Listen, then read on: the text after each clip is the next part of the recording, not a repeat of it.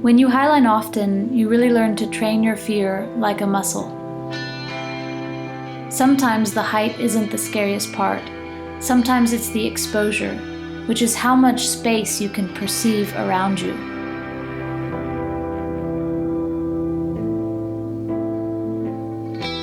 My name is Faith Dickey, and I'm a professional slackliner.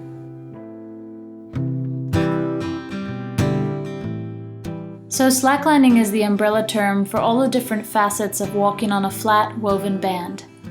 One of these facets is highlining, which is walking a slackline high off the ground. One of the best ways to train for highlining is setting up slacklines over water. When the current is passing underneath you, you automatically start to fall that same direction, and it's almost like you're not in control of your body. And that's great practice for highlining, because in highlining, when you're dealing with all the fear and adrenaline, oftentimes it feels like you're not in control of your own body either.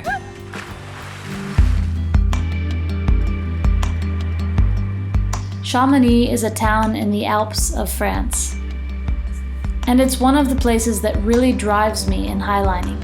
What's different about highlining in the Alps is that the whole experience is more intense. Being that high off the ground, you look at the valley below and the houses are just tiny specks. They look like toys. It's unbelievable. One of the highlines that I walked recently in Chamonix was on Aiguille du Midi.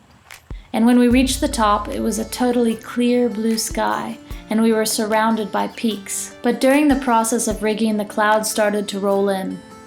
It was like an acid trip walking the line. I was out there in space and exposure trying to balance, and the line was swinging beneath me. Meanwhile, these huge white clouds were passing, and the line would disappear, the anchor would disappear, and then it would reappear. And there was no way to control it. I just had to hang on. Yes! The beauty of the mountains is awesome, and yet it is a landscape that demands focus and respect. Alpine highlining is the purest form of the sport I can think of.